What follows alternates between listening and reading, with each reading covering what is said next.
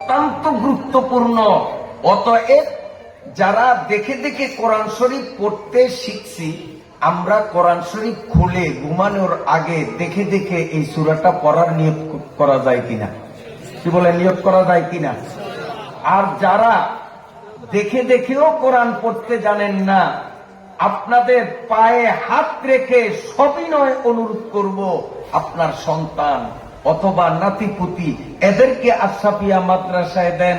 এরা অল্প দিনের মধ্যেই সূরায়ে তাবারাকাল্লাযী শিখবে, আর ওরা বাড়িতে পড়বে, আপনারা শুনবেন।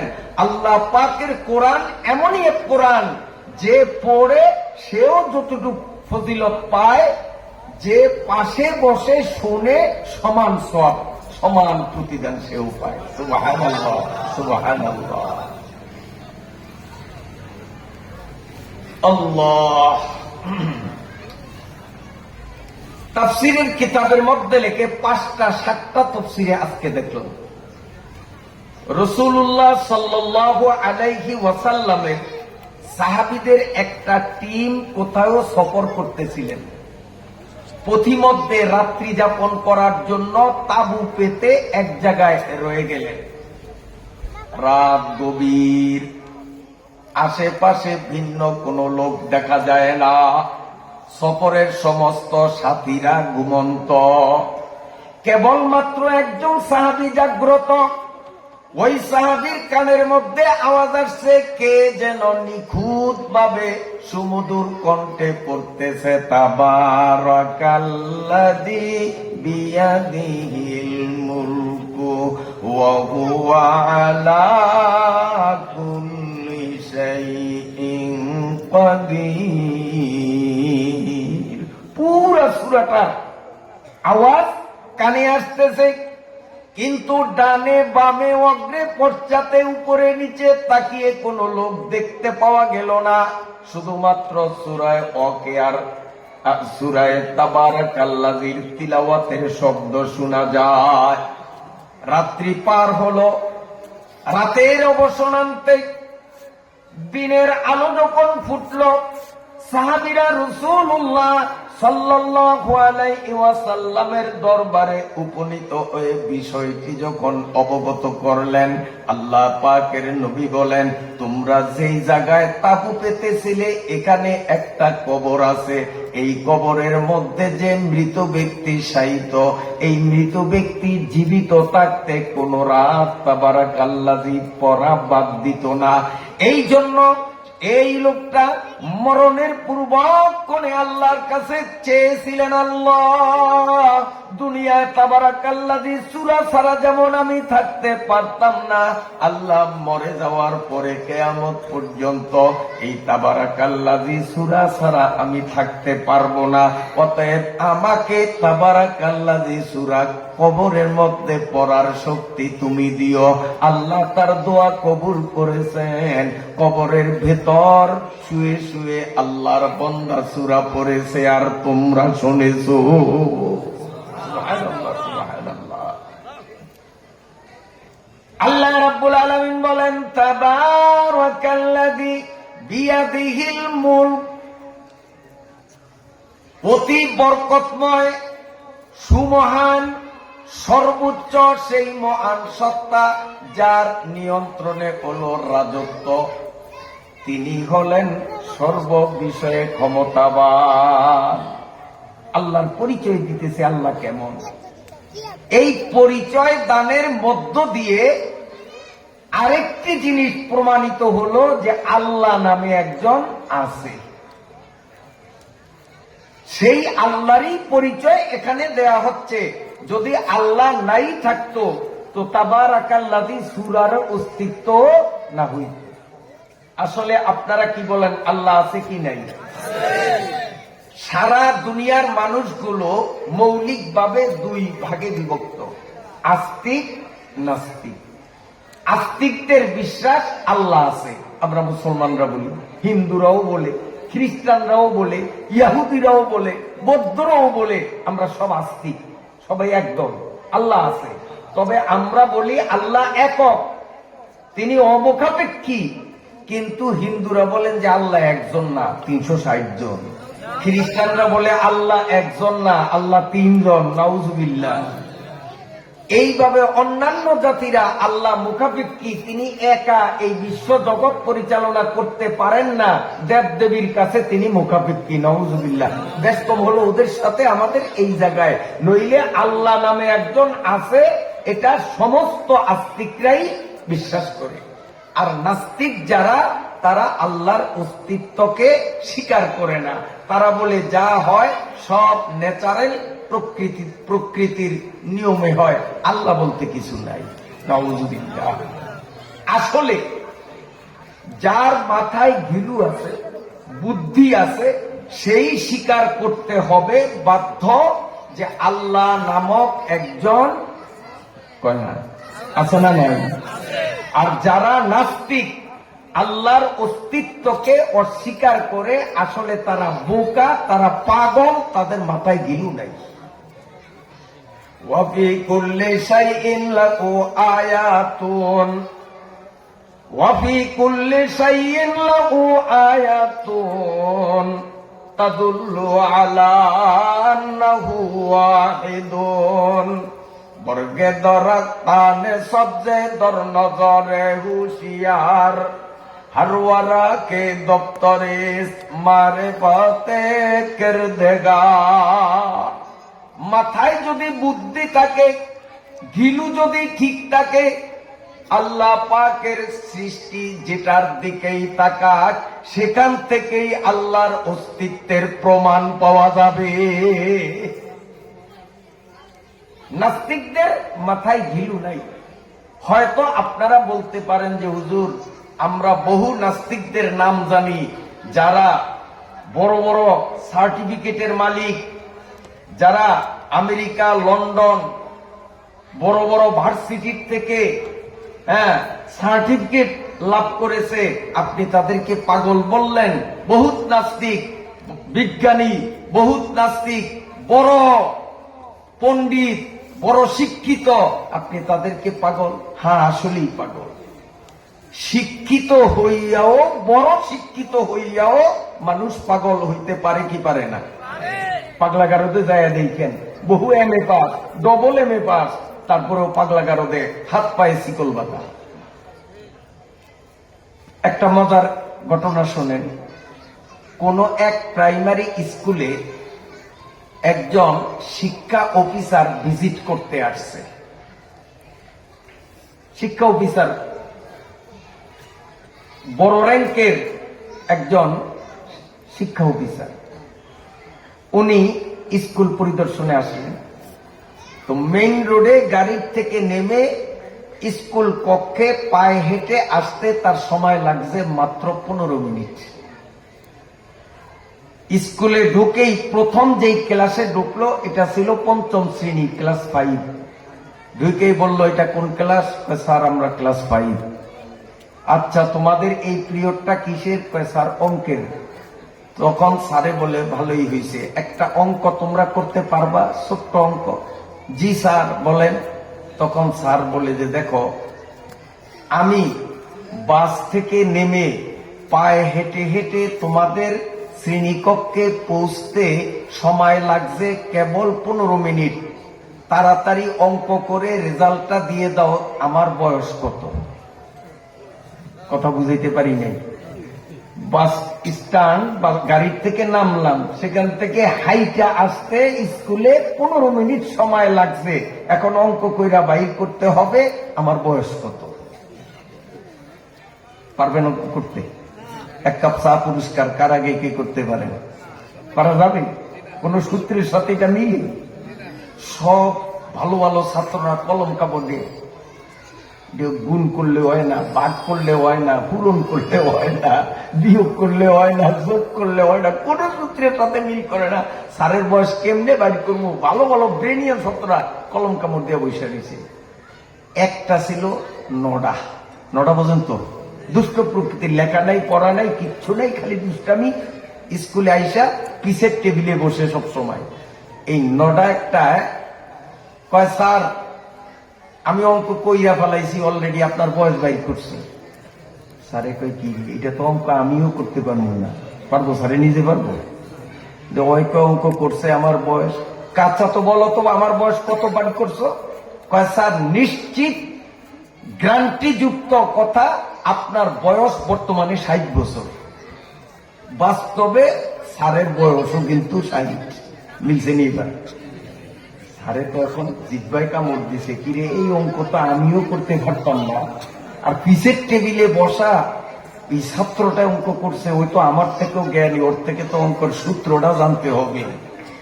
যে বাবা তোমার রেজাল্ট ঠিক আছে, আসলেই আমার বয়স 60, এতে সন্দেহ নাই, তবে তুমি কোন সূত্রে অঙ্কটা করছো একটু সূত্রটা বলবা।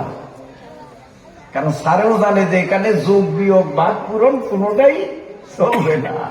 কাজে কি অভিনব সূত্র আবিষ্কার করলো, যে সূত্র দিয়ে সে আমার বয়স নিখুঁত ভাবে বাহির করছে, যে বয়স 60, আর বাস্তবেও আমার বয়স 60। এই সূত্র তো আমার শিখাই লাগবে। বাবা কোন সূত্র ধইরা অঙ্কটা করলাম? কয় স্যার একবারে সোজা একটা সূত্র। কি?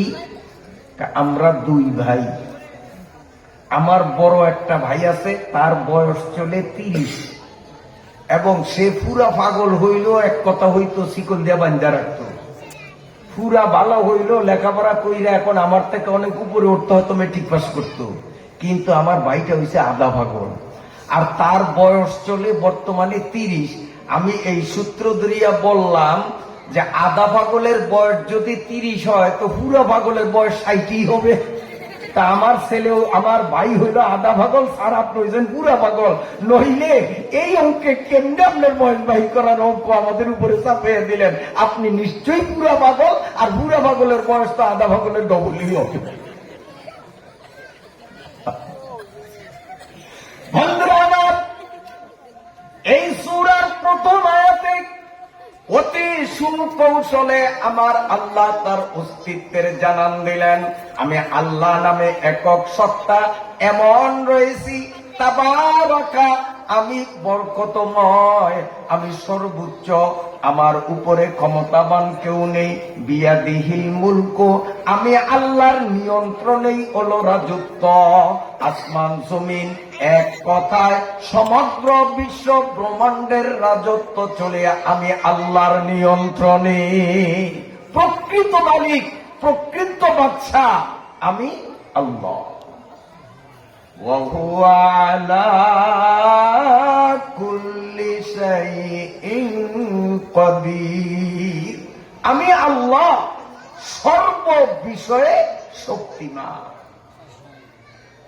আমি ধনীকে গরিব বানাইতে পারি, গরিবকে ধনী বানাই দিক করে দে।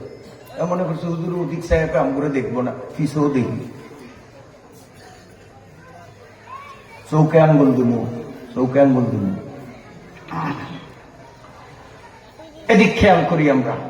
তোরা এরকম দুষ্টামি করলে কথার লাইন ভেঙে যায়, কথা বলা কষ্ট। এখন বুঝবি না, যদি এই জায়গায় বসায় কথা বলস তখন বুঝবি। আল্লাহ, আপনার বিরক্ত হবে, খুব শিক্ষণীয় আলোচনা আসবে। ধনীরে গরিব বানাইতে আল্লাহ পারে কিনা? গরিবরে ধনী, সুস্থকে অসুস্থ, অসুস্থকে সুস্থ। দেখা যায় মুমূর্ষু রুগী মরে মরে প্রায়, ডাক্তাররা বলে যে বরিশাল নিয়ে সারবা না, বাড়িতে নাও। তারপরেও আমরা স্পিড বোর্ডে ওই মুমূর্ষু রুগীকে বরিশাল চিকিৎসার জন্য নিলাম, শেরে বাংলা মেডিকেল কলেজ হাসপাতালে। 2 ঘন্টা পরে খবর আসলো ওই রুগী এখনো জীবিত আছে। রুগীর খিদমত করতে যে সুস্থ মানুষটা গেছে, সেটাকে ডেড বডি আর লাশ হিসাবে বলায় আনা হয়। এমন ঘটনা ঘটে না? না ঘটে? সুস্থকে অসুস্থ বানানো, তারপরে রুগ্নকে সুস্থ বানানো, গরিবকে ধনী বানানো, ধনীকে গরিব বানানোর একচ্ছত্র ক্ষমতা কার হাতে? ওয়াহুয়া আলা কুল্লি শাইইন কাদির, তিনি হলেন সর্বময় ক্ষমতার অধিকারী। অতএব কোন মানুষ যদি নিজে সুস্থ, আরেকজন রুগ্ন অসুস্থ মানুষ দেখলে তাকে অবজ্ঞা করা যাবে না, তুচ্ছ করা যাবে না, নিজের সুস্থতার উপরে অহমিকা করা যাবে না, বরং ভাবতে হবে এই সুস্থতা আমার কামাই নয়, বরং আল্লাহর অনুদান। ঠিক কিনা? আল্লাহ ইচ্ছা করলে আমাকেও রোগ বিছানায় শোয়াইয়া, যে রোগ বিছানায় তাকে আমার চেয়েও বলবান বানাইতে পারেন কি পারেন না? অতএব সুস্থ ব্যক্তিরা অসুস্থকে অবজ্ঞা করবে না, তুচ্ছ জ্ঞান করবে না। আবার রুগ্ন ব্যক্তি রোগাক্রান্ত অবস্থায় আল্লাহর উপর খেপবে না যে আল্লাহ তুমি আমার উপরে এত বেজার, কি মাফ করলাম, তুমি আমারে এত বড় রোগ দিলা। এরকম কথা মানুষে বলে কি বলে না? সম্পূর্ণ নিষেধ। সুস্থতাও আল্লাহর নিয়ামত, অসুস্থতাও আল্লাহর নিয়ামত, দুটি আল্লাহর নিয়ামত। সুস্থ আল্লাহ রাখেন, অসুস্থ কে বানান? আল্লাহ বানান। হযরত এমদাদুল্লাহ মুহাজিরে মক্কি নাম শুনছেন কিনা? ভারতবর্ষের জগৎ বিখ্যাত বুজুর্গ আলিম এমদাদুল্লাহ মুহাজিরে মক্কি রাহমাতুল্লাহ আলাইহি বড় মাপের একজন পীর ছিলেন। বুখারী শরীফ, তিরমিজি শরীফ পড়ায় এমন বিজ্ঞ আলেমরা হুজুরের মুরিদ, হুজুরের পায়ের উপর পড়ে থাকত। একদিন হাজী এমদাদুল্লাহ মুহাজিরে মক্কি মসজিদের মিম্বরে বসে বয়ান করতেছিলেন অসুস্থতা যে আল্লাহর নেয়ামত, অসুস্থ অবস্থায় সবর করলে কি কি মেওয়া ফলে, এই বিষয়ের উপর তিনি লম্বা চূড়া বয়ান করলেন। বয়ান শেষে দোয়া মুনাজাত হলো। অমনি হুজুরের এক ভক্ত মুরিদ এসে বলে, হুজুর একটু দয়া করিয়া দোয়া করুন, আমার ছেলে খুব অসুস্থ, বিছনার থেকে উঠতে পারে না, আল্লাহ যেন ওকে তাড়াতাড়ি রোগ থেকে মুক্তি দেয়, হুজুর একটু দোয়া করেন। তখন অন্যান্য মুরিদরা কান খাড়া করছে। এইবার হুজুরে কই যায় দেখুন, হুজুর এতক্ষণ ওয়াজ করিয়া আমাদেরকে বুঝাইলেন যে রোগ ব্যাধি অসুস্থতাও আল্লাহর নেয়ামত, সুস্থতাও আল্লাহর নেয়ামত। তো কোন মুসলমান আল্লাহর নেয়ামত দূর করার জন্য আল্লাহর কাছে দোয়া করা, এটা তো জায়েজ নাই। আল্লাহর নেয়ামত, আল্লাহ তুমি আমার এই নেয়ামত দিছো, এটারে দূর করিয়া দাও, এরকম দোয়া করুন জায়েজ হবে? জায়েজ হবে না। এখন হুজুর কি করেন দেখি। হুজুর যদি দোয়া করে যে আল্লাহ ওর পোলারে সুস্থ বানিয়ে দাও, তাইলে তো অসুস্থতা আল্লাহর নেয়ামত, আল্লাহর নেয়ামত ছিড়াইয়া নেওয়ার দোয়া করছে, আর এটা তো জায়েজ হবে না। আর যদি হুজুর দোয়া করেন যে আল্লাহ ওর রোগ যা আছে তুমি রোগ আরো বাড়াইয়া দাও, যেহেতু এটা তোমার নেয়ামত, তাহলে তো মুরিদ থাকবো না। ওই মুরিদ কি পীরের দরবারে আর থাকবো যে আমার পোলারে তাড়াতাড়ি মারতে চায়? এখন হুজুরে কি দোয়া করে? সবাই কান খাড়া করছে। আল্লাহর ওলি হাজী এমদাদুল্লাহ মুহাজিরে মক্কি হাত উঠাইয়া দোয়া করলেন, গো আল্লাহ, কোরআন এবং হাদিসের আলোকে স্পষ্ট প্রতীয়মান সুস্থতাও তোমার নেয়ামত, রোগ ব্যাধিও তোমার নেয়ামত, তবে সুস্থতা হলো পাতলা নেয়ামত, এটা আমরা বহন করতে পারি, অসুবিধা নাই। আর রোগ ব্যাধিটাও তোমার নেয়ামত, এটা খুব ভারী, এই ভারী নেয়ামত বহন করার শক্তি আমাদের নাই, আমরা দুর্বল। আল্লাহ সুস্থতাও তোমার নেয়ামত, অসুস্থতাও তোমার নেয়ামত। আমি অধম তোমার কাছে দোয়া করি, আমার মুরিদের পোলার ভারী নেয়ামতটা সরাইয়া পাতলা নেয়ামতটা তারে দিয়া দাও। দেখলেন দোয়াটা কেমন করছে? কথা বুঝাইতে পারি না। আল্লাহ। হযরত আশরাফ আলী থানভী রাহমাতুল্লাহ আলাইহি এই আয়াতের তাফসীর বা ব্যাখ্যা বুঝাইতে গিয়ে একটা চমকপ্রদ ঘটনা বলছেন, ভারতের ঘটনা বলবো, শুনবেন? খুব শিক্ষণীয় ঘটনা। তাও বলছেন কে? হযরত হাকিমুল উম্মত আশরাফ আলী থানভী রাহমাতুল্লাহ আলাইহি এই আয়াতের তাফসীর বুঝাইতে গিয়ে লিখছেন, ভারতের এক জমিদার, যেমন স্বাস্থ্য তেমন চেহারা তেমন তার অর্থ করি, টাকা পয়সা দালান কোটা, কোনো অভাব নেই, বিশাল বড় ধনী, সুস্বাস্থ্যের অধিকারী। এই যুবকটা যদিও অগাধ টাকার মালিক, কিন্তু তার হাত ছিল এত শক্ত, আঙ্গুলের ফাঁক দিয়া পানিও পড়তো না। বুঝলেননি? বকিল বকিল। এই যুবক বিয়ে করলো একটা মেয়েকে। সেই মেয়েটাও ছিল আল্লাহ ভক্ত, দিনদার, পরেজগার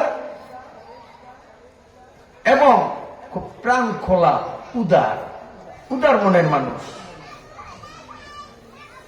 খুব সুশ্রী, লাবণ্যময়ী, সুন্দরী। মেয়েটারও রূপে, গুণে, চেহারা, স্বাস্থ্যে অনন্যা ছিল, তার তুলনা ছিল না। এই দুইজনের হলো বিয়ে। দাম্পত্য জীবন এখনো নূতন, মাত্র কয়টা দিন গেল। এর মধ্যে বিশেষ প্রয়োজনে বাড়ির সকল সদস্যরা এক প্রোগ্রামে গেছেন। বাড়িতে শুধু ওরা, নতুন স্বামী স্ত্রী দুইজন, আর কেউ নেই। তো স্ত্রী স্বামীর কাছে বলছে, হে প্রাণাদিক স্বামী, আমাদের গ্রামে দেখছি ছেলেরা মেয়েরা একসাথে পিকনিক করে। পিকনিক বোঝেননি? আপনাদের এলাকায় নাই মনে হয়। বনভোজন, বনভোজন এবার তো বুঝছেন। বাবা রে বাবা, বনভোজন যায় সেদিন কত উল্লাস! ইস্তারি করা জামা পইরা রাস্তায় হাটে বাবুর মতো। আজকে কই যাবে? বনভোজনে যাবে। বনভোজনে যাইয়া তুই তোরে ফসাইলি না জিতাইলি, একটু তো মাথার মধ্যে আনলি না। বনভোজন মানে কি? বনে জঙ্গলে খাওয়া। তো কোন তো বনে জঙ্গলে পাতিয়ালে সিরগালে খায় না মানুষে খায়? হ্যাঁ, তো তুই আসিলি মানুষ, এখন বনভোজনের নামে বনে খাইতে গিয়া পাতিয়ালের কাতারে নাম দিলি, তুই ছিলি মানুষ, হয়ে গেলি শ্রীগাল। তো স্ত্রী বলে, স্বামী, ছেলেরা মেয়েরা এইভাবে বনভোজনে আনন্দ উল্লাস করে পর্দার ব্যাঘাত হবে বলে আমি কোনোদিন বনভোজনে যাইনি। তবে বনভোজনের একটা, পিকনিকের একটা আশা, কামনা, ইচ্ছা আমার মনে আছে। তো আজকে চলেন আপনি আর আমি একটা পিকনিক করি, বনভোজনের আয়োজন করি, বাড়িতেই, বাইরে না। তখন স্বামী বলল, কি বলছো তুমি? তোমার মনের আবেগ আমি মিটাবো না? আমার কি অভাব আছে? কি কি সদায় লাগবে লিস্ট দাও, আজকে আমরা স্বামী স্ত্রী দুইজনে পিকনিক করব ঘরে।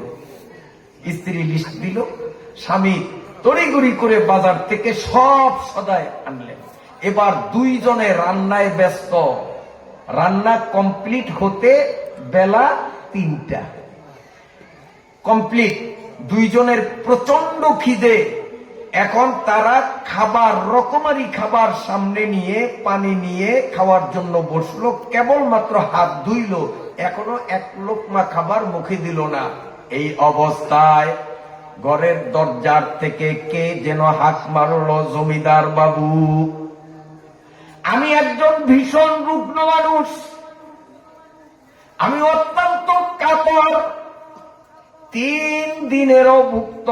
3 দিন পর্যন্ত কোনো খাবার আমার কপালে জুটিনি। জমিদার বাবু, আমার মতো রুগ্ন অসুস্থ 3 দিনের অনাহারী ব্যক্তিকে এক লোকমা খাবার আল্লাহর ওয়াস্তে দান করুন। যখন এই কথা শুনলো, জমিদার তো টাকার মালিক কিন্তু কৃপণ টাইপের। অমনি জমিদার চেতে গেল আর বললো, এই ফকিরের জ্বালায় আর বাঁচলাম না। জুমার দিনেও ফকির, ঈদগাহে গেলে ফকির, বাস স্ট্যান্ড গেলে ফকির, যেখানে সেখানে ফকির। এই বকবক শুরু করছে। আমাকে সমাজে এই কিসিমের লোক আসেনি? আসলে এটি করে কারা? যারা চাইরা নাও চান্দা দেয় না। বাদশাহ মাদ্রাসায় মাহফিল, আলীনগর মাদ্রাসায় মাহফিল, সরবরাহ মাদ্রাসা, এত মাহফিল, এত মাহফিল, কত চান্দা দিতে পারে? যদি জিজ্ঞেস করেন এই যাবৎ আপনি কত দিচ্ছেন, আল্লাহ তলমে আসা চাইরা নাও দেয় নাই। না দেওয়া পার্টিরাই বড় কথা কয়। আর আল্লাহ যাদেরকে তৌফিক দিচ্ছেন, তৌফিক অনুপাতে পারলে দেয়, না পারলে না দেয়, কিন্তু তারা এই ধরনের অশালীন আচরণ করে না। কথা ঠিক না বেঠিক? জমিদারও তো খয়রাত জীবনে চাইরা না দেয় নাই, সে কেমনে সহ্য করবো? ওইখানে ফকির, ওইখানে ফকির। আজকে স্বামী স্ত্রী দুইজনে একটু মন মতো পিকনিক করবো, আইজো ফকির। যখন এই স্বামী চেতল, স্ত্রীর স্বামীর হাত ধইরা বলে, প্রাণাধিক স্বামী, আমরা সকালে গরম খাবার খেয়েছি, বেলা মাত্র 3টা বাজে, তাই ক্ষুধার তাড়না সইতে পারি না।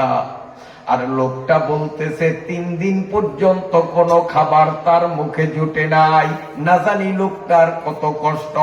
আমরা যা রান্না করেছি খাওয়া দাওয়ার পরে অনেক শেষ হয়ে যাবে, আমরা দুজন মিলে এত খাবার খেয়ে শেষ করতে পারবো না। এই অভুক্ত 3 দিনের ক্ষুধার্ত মানুষটারে কিছু খাবার আল্লাহর হস্তে দান করেন, এরপরে আমরা খাবো। আর দুনিয়াদার যারা, এই দুনিয়াদার মানুষগুলো কিন্তু বউর গোলাম না। ভুল বলছি? হ্যাঁ, জিয়া মার্কেট যাইয়া 100 টাকার মাল 925 টাকা দিয়া কিনে, ঠকিয়া কিনে বউ, আর স্বামী চাকরের মতো পিছনে ঠকিয়া কিনছে, এই কথা বুঝিয়াও না বোঝার ভান করিয়া পকেটের থেকে 925 টাকা বের করিয়া দেয়। এই কিসিমের লোক আছে না নাই? এখন দুনিয়াদার পুরুষগুলো বউর কাছে গোলাম। এখন বউ বলতেছে দান করার, মনে চায় না, মনের ইচ্ছার বাইরেও বউর মন রক্ষার জন্য এবার বলছে, দাও তুমি খাবার দাও, আমি দিয়ে আসি। আমার ভাইরা বাবাজিরা, বউ যখন খাবার বেড়ে দিল, এই খাবারের বাটি নিয়ে জমিদার বাবু যখন দরজাটা খুলল, তাকাইয়া দেখে লোকটার চেহারা, শরীরের আকৃতি খুব বিশ্রী, পচা, দুর্গন্ধ, দেখতে বড় খারাপ। অমনি জমিদার তাকে টিটকারি করে, তিরস্কার করে বলছে, আর বুঝি সময় পাইলি না? আজকে আমরা স্বামী স্ত্রী একটু আনন্দের পিকনিক করব, আজকে আসলি, খা, জনমের মতো খা। কারণ খুশিতে সে দান করে নাই, বউয়ের পেছে পইরা দান করছে, মন থেকে না। এই জন্য গোসরার সাথে যখন দিল, অমনি গরিব ভিক্ষুক বলতেছে, জমিদার বাবু দাঁড়াও, তোমার এই খাবার আমি খাবো না, নিয়ে যাও। তোমার মতো কৃপণের খাবার খেয়ে আমি বাঁচতে চাই না, না খেয়ে মরবো। তবে তোমাকে একটা কথা শুনাইয়া যাই, যেই ধন সম্পদের মালিক হইয়া, ধন সম্পদের কারণে আত্মগরিমা দেখাইয়া আমার মতো গরিব অসুস্থকে তুমি ঘৃণা করলা, টিটকারি দিলা, আমি তোমারে জানাইয়া দেই, ধনীও আল্লাহ বানান, গরিবও আল্লাহ বানান। ওহুয়া আলা কুল্লি শাইইন কাদির। আমার আল্লাহ তোমারে ধন দিয়েছে বলে তুমি ধনী, আল্লাহ আমারে ধন দেননি বলে আমি গরিব। আমার আল্লাহর ক্ষমতা আছে, তিনি মুহূর্তের মধ্যে তোমাকে আমার মতো ফকির বানাইয়া, আমাকে তোমার চেয়েও ধনী বানাইয়া, সুস্থ বানাইয়া, জমিদার বানাইয়া, তোমার মতো জমিদার রে আমার চেয়েও মারাত্মক রোগে আক্রান্ত করিয়া 3 দিনের ক্ষুধার্ত বানাইয়া আমার দুয়ারে ভিক্ষার জন্য ঠেলে দিতে পারে। ফকিরের কথা। তখন জমিদারের আরো মেজাজ করো, কি কস, আল্লাহ আমারে দিছে, সব আমার কামাই, সব আমার কামাই, আর তুই কস আল্লাহ দিছে। আর আল্লাহ ইচ্ছা করলে আমারে গরিব বানাবে, তোরে ধনী বানাবে, আকাশ কুসুম কল্পনা। যা, তোর আল্লাহ তোরে কবে ধনী বানায়, আর আমি কেমনে ফকির হই? আমার যেই সম্পদ আমি খাবো, ছেলেরা খাবে, নাতিপুতি খাবে, 14 গোষ্ঠী খাইলেও আমার টাকা ফুরাবে না। আমি বুঝি গরিব হব? 3 দিনের ক্ষুধার্ত হইয়া তোর বাড়িতে আমি ভিক্ষার জন্য যাব? এই সমস্ত আকাশ কুসুম কল্পনা আমার সামনে ব্যক্ত করবি না, যা। বন্ধুরা আমার, ওই গরিব বেচারা বলে দিল, হে আল্লাহর বান্দা, ওয়াহুয়ালা কুল্লি শাইইন কাদির, ধনী বানানো গরিব বানানো এগুলোর ক্ষমতা আল্লাহ রাখেন। আল্লাহ তোরে গরিব বানাইয়া আমারে ধনী বানাইয়া দেখাবার শক্তি আমার আল্লাহর আছে। আপনারা কি বলেন, আছে না নাই? এই কথা বলিয়া জমিদার ভিতরে আসলো। আইসা দেখে মেইন ঘরের বড় ঘরের খাটের উপরে বউ শুইয়া কাঁদতেছে, দুই চোখ থেকে পানি গড়াইয়া পড়ে। স্বামী বউর হাত ধরিয়া কয়, চলো, ক্ষুধার জ্বালা সহ্য হচ্ছে না, রান্না করে চলো, খাবার খাবো। বউ বলে, তুমি জনমের মতো খাও, আমি এই খাবার খাবো না। কেন, কি হলো, জিদ কেন করলি, কেন খাবি না? স্ত্রী দু চোখের পানি সারিয়া কান্দে আর বলে, যেই খাওয়ারে আল্লাহর মেহমানে ভাগ বসাইতে পারলো না, ওই খাবার আমার পেটে যাবে না। কারণ ফকির মিসকিন তালবে ইলম আলেম উলামা ইমাম মুয়াজ্জিন এরা সব হলেন আল্লাহর মেহমান। আল্লাহর মেহমান যেই খাবারে ভাগ বসাইতে পারলেন না, ওই খাবার আমি হজম করতে পারবো না, আমি খাবো না, তুমি যা খাও। এই কথার পরে স্বামী স্ত্রী দুইজনের মধ্যে একটু কথা আদান প্রদান হচ্ছে, দুইজনের মেজাজ হিট হইতেছে। ঝগড়ার এক পর্যায়ে গোসা হইয়া স্বামী 1 2 3 তালাক স্ত্রীরে দিয়া দিল। স্ত্রীরে 3 তালাক দেওয়ার পরে এবার স্বামী হাতিনা ঘরে আসিয়া বারান্দা ঘরের খাটে বুকের নিচে বালিশ দিয়া কান্দে আর হায় হায় কি করলাম, একটা ফকিরের ইস্যু বানাইয়া আমার সুন্দরী বউরে আমি তালাক দিলাম। বউ কান্দে হায় হায়, মাত্র গেল কয়েকদিন আগে বিয়া, কি সুখের সংসার, একটা ফকিররে কেন্দ্র করিয়া আমার সুখের সংসার তছনছ হইয়া গেল। বউ কান্দে এক জায়গায়, স্বামী কান্দে এক জায়গায়, খাবার কিন্তু ধীরে ধীরে বাসি হয়, রান্দা ভাতও খাইতে পারে না। এটা বাঙালিরে বুঝান, নতুন করিয়া বুঝানো লাগে না। কথা বোঝেন নাই? রান্দা ভাতও খাইতে পারে না, যদি আল্লাহ না খাওয়ায়। ক্ষমতা কার? বন্ধুরা আমার, স্বামী কান্দে এখানে, স্ত্রী কান্দে ওখানে। কিছুক্ষণ পর স্বামী স্ত্রীর কাছে যাইয়া বলে, তালাক তুলাক যা হয়েছে তুমি আর আমি জানি, কেউ জানে না, এগুলো প্রকাশ কইর না, আসো আমরা তালমিল হইয়া খাবার খাই।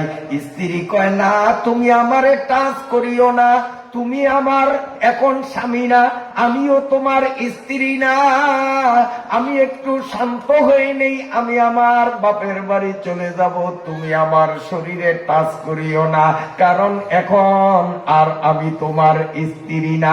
দুনিয়ার কেউ তালাকের খবর না জানলেও আল্লাহ জানে না, না জানে? আমগো দেশে আছে না নাই? তালাক হইয়া যায়, তারপরেও ঘুরিয়া পেছাইয়া হারাম খায়। আজকের ঘটনা বলি, গেল কয়দিন আগে আমার থেকে ফতুয়া নিল, আমি কিতাব দেখা যাচাই করিয়া ফতুয়া দিয়ে দিলাম যে তালাক হয়ে গেছে, ছাড়াছাড়ি হয়ে গেছে। এবং গেল কয়দিন আগে, আজকে ওই মেয়ের মা, মেয়ের বাবা আমার বাসায় আসছেন। আসিয়া বলেন যে, হুজুর, সেদিন যে এই নামের এক লোক একটা ফতুয়া চাইছিল, ফতুয়া কি নিছে আপনার থেকে? আমি বললাম, এত নিয়ে গেছে আরো কয়েকদিন আগে। কয়, না হুজুর, আপনি ফতুয়া কি লেখছেন একটু আমরা দেখতাম। বলি, কাগজ তো আমার কাছে নাই, তবে প্রশ্নটা আমার কাছে আছে, ইচ্ছা করলে আমি উত্তর এখন আবার নতুন করে লিখে দিতে পারি। তখন মেয়ের মাকে আমি বললাম যে, এখন আপনারা কি নিবেন? কাহা নেব? আমি তখন মৌখিক শুনিয়ে দিলাম যে সংসার নাই। হুজুর, ঢাকা আরজাবাদ মাদ্রাসার থেকেও আমরা ফতুয়া করাইছি, সেখান থেকে হুজুররা লেখছে সংসার নাই, আর আপনিও দিছেন বউ নাই। কিন্তু আমার জামাইটা সে ওই ফতুয়াটাকে গায়েব করছে, গায়েব করিয়া এই যে আপনি নাই বলছেন, সে মুখে মুখে প্রচার করে নবীপুরি হুজুরে ভতুয়া দিছে বউ আছে, আমি বউ নিব। তো আমরা বললাম সেই কাগজটা দাও, হুজুরে কাগজ দেয় নাই, হুজুরে কাগজ পড়িয়া শুনিয়ে দিছে। না মিথ্যা কথা, বউরে ঘরে হারাম ঘরে ঢুকানোর জন্য। আমার বাবাজিরা, স্বামী তাই বলতেছে তুমি আর আমি জানি, কেউ জানে না, চলো আমরা মিলমিশ হয়ে যাই। স্ত্রী বলেন না, দুনিয়ার কেউ না জানলেও আমার আল্লাহ জানে। স্ত্রী তার বাপের বাড়ি চলে গেল। আল্লামা আশরাফ আলী থানভী রাহমাতুল্লাহি আলাইহি লেখেন, 1 বছর 2 বছর 3 বছর 4 বছর পার হয়ে গেল। মেয়েটা তাহাজ্জুদ করিয়া আল্লাহর কাছে দোয়া করে, মাবুদ আমারে একটা উপযুক্ত স্বামী মিলাইয়া দিও। 4টা বছর পার হইয়া গেল, মেয়ের বিয়ার কোনো সুরত নাই, প্রস্তাবই আসে না। আমি আপনি হইলে হাল ছাইড়ে দিতাম, কইয়া চাইছি আল্লাহ রে, আল্লাহ শোনে না, এরকম কয়নি অনেকে। কিন্তু মেয়েটা 4 বছর পর্যন্ত তার দোয়ার রেজাল্ট না পাইলেও সে হাল ছাড়ে নয়, দোয়া করতেছে। এদিকে 4 বছর যখন পার হয়ে গেল, 5ম বছরে পদার্পণ করছে, তখন এক জমিদার, সুন্দর চেহারা, নাদুস নুদুস শরীর, অগাধ সম্পদের মালিক ওই যুবক বিয়ে করবে। যত মেয়ের প্রস্তাব আসে তার পছন্দ হয় না। তখন গ্রামের লোকরা বলছে, অমুক জায়গায় অমুকের মেয়ে খুব সুন্দরী, তুমি যেমন সুন্দরী মেয়ে খোঁজো, মনে হয় ওই মেয়েটা হলেই তোমার চলবে। জমিদার বাবু বললেন, আমাকে একটু নিয়ে চলো, আমাকে একটু নিয়ে চলো। তখন এই জমিদারকে রায়বার যখন মেয়ের বাড়িতে নিল, মেয়েকে দেখার সাথে সাথে জমিদারের পছন্দ হয়ে গেল। জমিদার প্রস্তাব দিল, আমি তোমাকে বিয়ে করব যদি তুমি রাজি হও। তোমার বাবা গরিব, গরিব থাকবা না, আমি ভারতের সবচেয়ে বড় ধনী, আমি তোমাকে বিয়ে করার আগেই কথাবার্তা চূড়ান্ত বলে তোমার বাবাকে কোটি কোটি টাকা দিয়া আগে ধনী বানাইব। কারণ আমি ধনী, গরিবের মেয়ে কেন নেব, আমার থেকেও আমার শ্বশুর ধনী হওয়া লাগবে। আর আমাদের দেশের যুবকরা শ্বশুর বেচারার পাশা দিয়া আজ্ঞালা বাস ঢুকে ঢুকুক, মায়া জন্ম দিছে কা, শালার থেকে আদায় করতেই হবে, আসেনি হোক। মেয়েটা বলছে, আমার কি পছন্দ হয়েছে? হ্যাঁ, আমি যেমন মেয়ে চেয়েছি ঠিক তেমন মেয়ে পেয়েছি। এখন তুমি যদি সম্মতি দাও তাহলে আমাদের বিয়ে। মেয়েটা বলতেছে, আমি আপনার সাথে বৈবাহিক বন্ধনে আবদ্ধ হতে পারবো যদি আমার শর্ত আছে, শর্ত মানেন। কি শর্ত? 1 নম্বর, আমার একটা দোষ আছে, আপনি জানেন কিনা, আমি কিন্তু তালাক প্রাপ্তা, তবে আমার দোষে তালাক খাই নাই, কপাল গুনে তালাক খাইছি। আসলে তালাক কি বোর দোষ হয়েছে? তো ভাগ্যমন্দ। কারণ এখন জানবা না, বিবাহ হওয়ার পরে যখন জানবা তখন আমারে খোটা দিবা, তুচ্ছ করবা, তার চেয়ে আগেই পরিষ্কার হওয়া বলা আমি কিন্তু তালাক প্রাপ্তা। জমিদার কয়, তুমি যে তালাক প্রাপ্তা আর তোমার দোষে তালাক হয় নাই, বিষয়টা আমি আগেই জানছি, যাই না শুনেই আসছি। মেয়েটা বলে, তাহলে একটা শর্ত।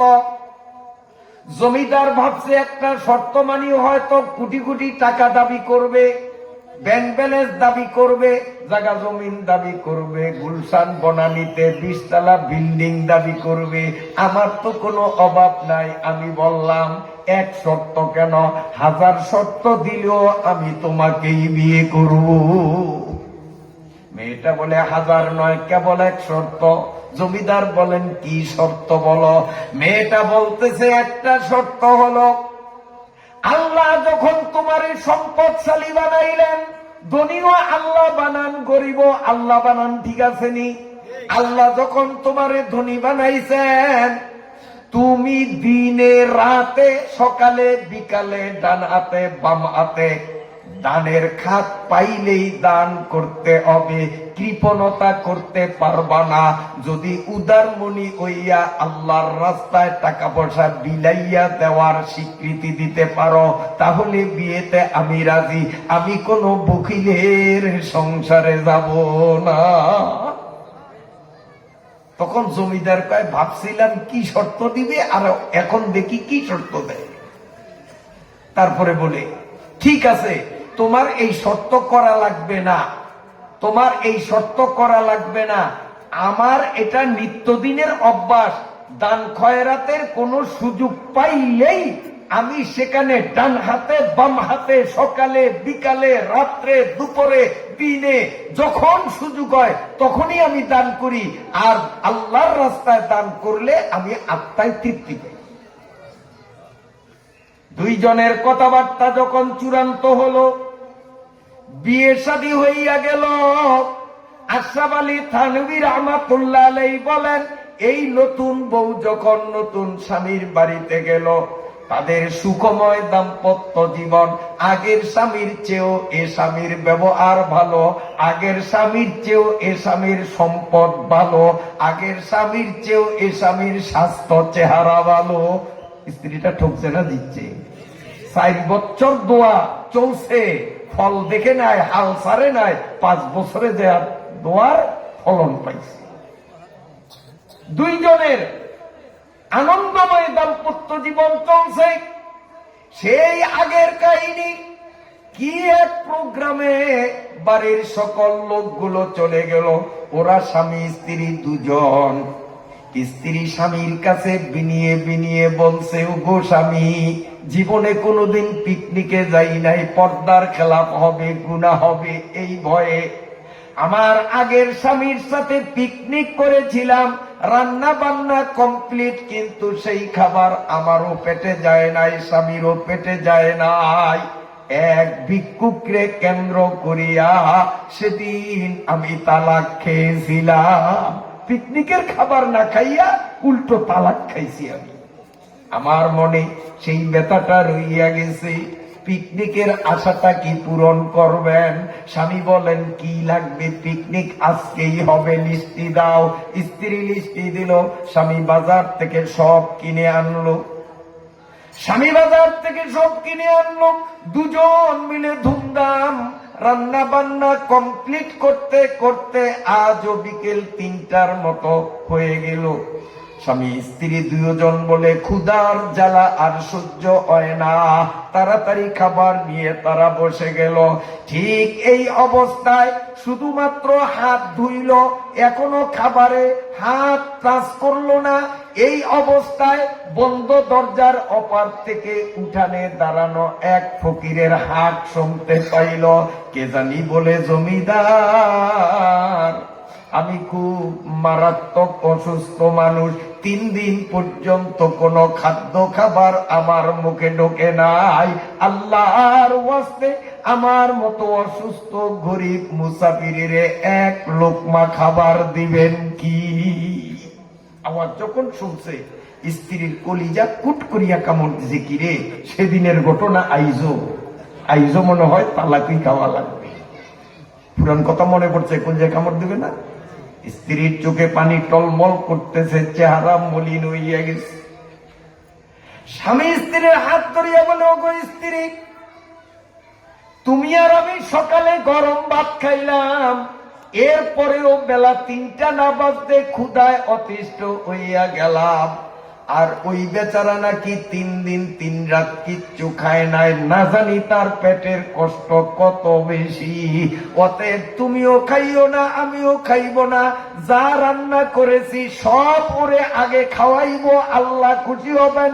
ও খাইয়া থাকলে আমরা খাবো, নইলে নতুন করে রান্না করে আবার আমরা খাবো। স্বামী স্ত্রী দুইজন একমত হইয়া বিভিন্ন রকমের খাবার গুলো বাটি ভরিয়া যখন নিয়ে আসলো, আগের দিনের মতো স্বামী যখন দরওয়াজাটা খুলিল, দরওয়াজা খুলিয়া যখন ফকিরের সামনে খাবারগুলি রাখলো, দরজা খোলা, স্ত্রী খোলা দরজার সামনে দাঁড়ানো স্ত্রী ফকির লোকটার দিকে এক নজরে তাকাইয়া রইল, আর ফকির বেচারো খাবার দিকে এক সেকেন্ড নজর দিল না, এক দৃষ্টিতে জমিদারের বউয়ের চেহারার দিকে তাকাইয়া রইল। জমিদার অবাক, 3 দিনের ক্ষুধার্ত মানুষ, বিশ্ব সুন্দরী না জান্নাতি হুর সুন্দরী বউ আইনা তার সামনে দিলে হতো নারীর প্রতি লোভ না হইয়া খাবারের লোভ থাকার কথা। আপনারা কি কন? 3 দিনের অনাহারি, সে খাবার দিকে না তাকাইয়া আমার বউয়ের চেহারার দিকে কেন অপলক নেত্রে তাকায়? বুঝলাম ও পুরুষ মানুষ, অসুস্থ মানুষ, গরিব মানুষ। জমিদারের সুন্দরী বউ দেখিয়া হয়তোবা সে খাবারের থেকে বউয়ের দিকে একটু নজর দিতে আগ্রহী, কিন্তু আমার বউরে কোন শয়তানে পাইল? আমার মতো বিশ্ববরেণ্য ধনীর বউ, আমার মতো সুঠাম দেহ সৌন্দর্যমণ্ডিত অবয়ব স্বামী পাইয়া আমারে রাইকা এই রুগ্ন মানুষটার দিকে ও কেন তাকায়? প্রশ্ন আসেনি? জমিদার কিচ্ছু বুঝে না। জমিদার যত ভিক্ষুকরে বলে বেটা খা, ভিক্ষুক জমিদারের কথায় আমল দেয় না। ও যে জমিদারের বোর্ড দিকে নজর দিছে, চোখ মুটি সরেই না। জমিদারে কে খায় বলাও এই রোজ না, কানে ও শোনে না, চোখও দেন সব নজরে জমিদারের বোর্ড দিকে। জমিদার হতভম্ব, কিরে আমার বউরে কোন শয়তানে পাইল? আমার সাথে এই ফকিরা বেটার কোনো তুলনা হয় না। আমি সামনে থাকতে এই ফকিরা বেটার দিকে এক নজরে আমার বউ কেন তাকায়? নিশ্চয়ই এর মধ্যে কোনো না কোনো রহস্য রইয়াছে। স্বামী যাইয়া স্ত্রীর হাত ধরিয়া বলল, চল আমরা রান্না করে যাই, খাবার খাবো। স্ত্রী বলেন, তুমি যাও, তুমি যাইয়া খাও, আমি খাবো না। আল্লাহ পাকের কুদরত নিয়া ভাবতেছি, আমারে ভাবতে দাও। আমি আল্লাহর কুদরত নিয়ে ভাবতেছি, ভাবতে দাও, আমার ক্ষুধা নাই, তুমি খাও। স্বামী বলেন, আল্লাহর কি কুদরত তুমি দেখলা, একটু শেয়ার করো, আমিও আল্লাহর কুদরত নিয়ে ভাবনা করু। তখন স্ত্রী 2 চোখের পানি ছাড়িয়া কয়, স্বামী গো, ফকিরা বেটারে আপনি না চিনলো আমি চিনছি, ফকিরা বেটায়ও আমারে চিনছে। এই ফকির দুনিয়ার কোন সাধারণ ফকির না, এই ফকির হলো আমার আগের স্বামী জমিদার। আমার আল্লাহ কি করে? সেদিন আমার এই স্বামী ছিল জমিদার, আজকে আল্লাহ পাকের কি নিপুণ কুদরত, সেই সুঠাম দেহ সুশ্রী চেহারা, তার কোথায় দেখলে তারে ভয় লাগে। 3 দিনের অনাহারি ক্ষুধার্ত আমার আল্লাহ এত বড় জমিদার রে এত বড় গরিব বানাইলেন। ওয়া হুয়া আলা কুল্লি শাইইন কাদির। আমার আল্লাহ কত বড় ক্ষমতার মালিক, আমারে চিন্তা করতে দাও। স্বামী গড় করে 2 চোখের পানি ছাড়িয়া বলে, ও আমার স্ত্রী, তুই যেমন আল্লাহর কুদরত দেখিয়া খানার মজা ভুলিয়া গেলি, আমিও আমার আল্লাহর কুদরতের কথা স্মরণ করিয়া খাবারের স্বাদ ভুলিয়া গেছি। সেদিনের ফকির, যেই ফকির রে তোর এই স্বামী তুচ্ছ করছে, যেই ফকিরের কেন্দ্র করিয়া তোর সুখের সংসার তালাক দিয়া নষ্ট করিয়া দিল, সেদিনের ফকির ছিলাম আমি।